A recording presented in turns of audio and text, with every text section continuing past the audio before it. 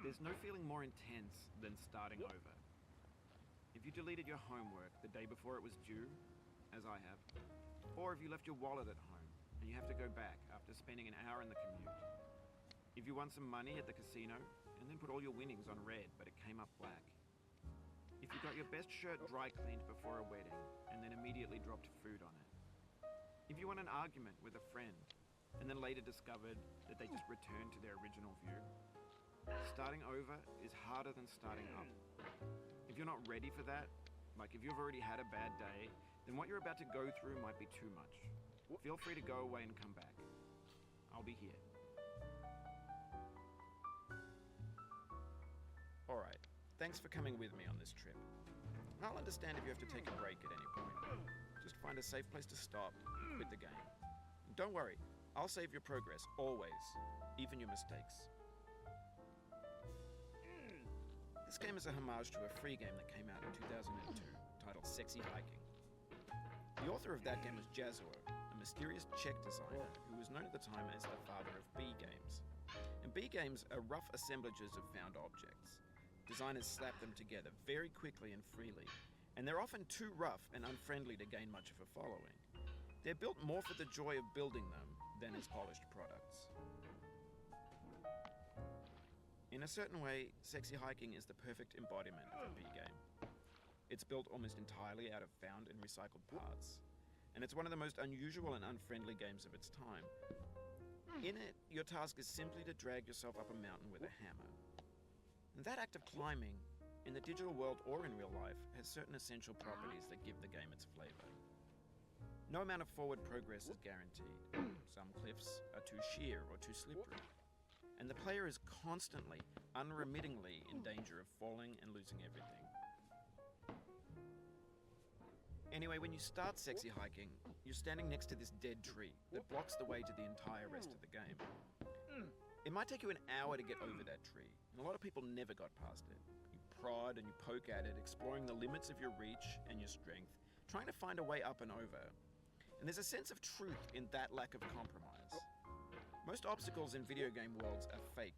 You can be completely confident in your ability to get through them once you have the correct method or the correct equipment or just by spending enough time. In that sense, every pixelated obstacle in Sexy Hiking is real. The obstacles in Sexy Hiking are unyielding, and that makes the game uniquely frustrating. But I'm not sure Jazuo intended to make a frustrating game. The frustration is just essential to the act of climbing.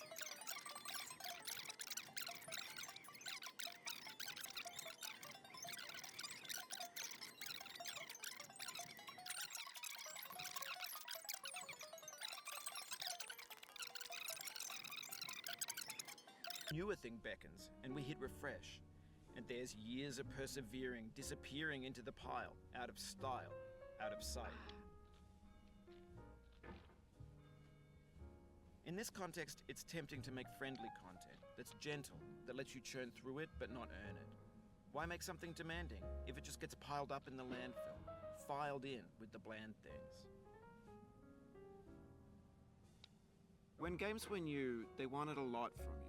Daunting you, taunting you, resetting and delaying you. Players played stoically. Now everyone's turned off by that. They want to burn through it quickly, a quick fix for the fickle, some tricks for the clicks of the feckless. But that's not you, you're an acrobat. You could swallow a baseball bat. Now I know, most likely you're watching this on YouTube or Twitch, while some dude with 10 million views does it for you, like a baby bird being fed chewed up food. That's culture too. But on the off chance that you're playing this, what I'm saying is, trash is disposable, but maybe it doesn't have to be approachable. What's the feeling like? Are you stressed? I guess you don't hate it if you got this far, feeling frustrated. It's underrated. An orange is sweet, juicy fruit locked inside a bitter peel. That's not how I feel about a challenge. I only want the bitterness. It's coffee. It's grapefruit. It's licorice. It feels like we're closer now. Composer and climber, designer and user. You could have refused, but you didn't. There was something in you that was hidden, that chose to continue. It means a lot to me that you've come this far, endured this much. Every wisecrack, every insensitivity, every setback you've forgiven me is a kingly gift that you've given me.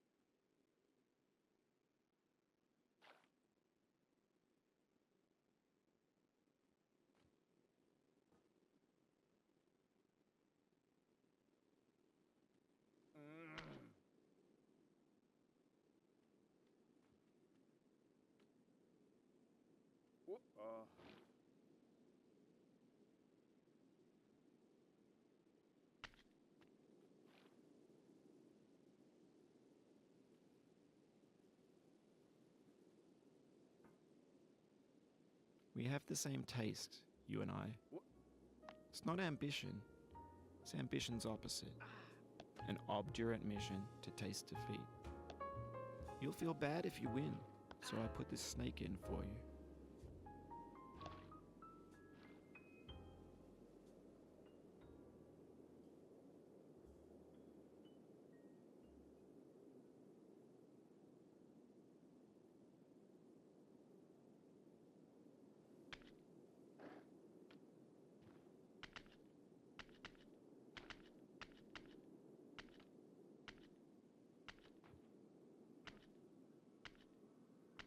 Have you thought about who you are in this?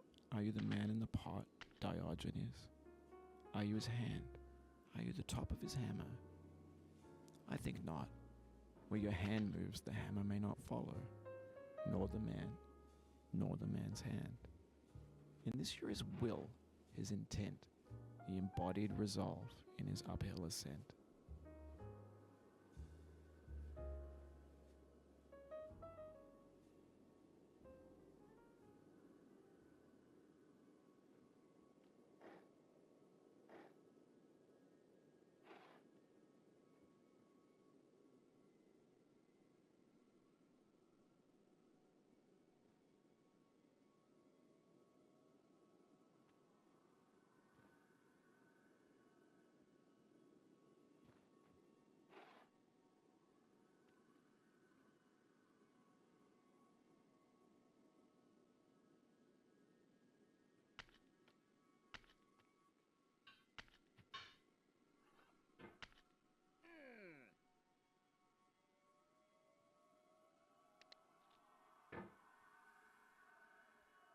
Now, you've conquered the ice cliff, the platforms, the church, and the rectory, the living room and the factory, the playground, the construction site, the granite rocks, and the lakeside.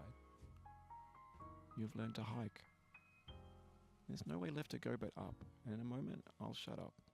But let me say, I'm glad you came. I dedicate this game to you, the one who came this far. I give it to you with all my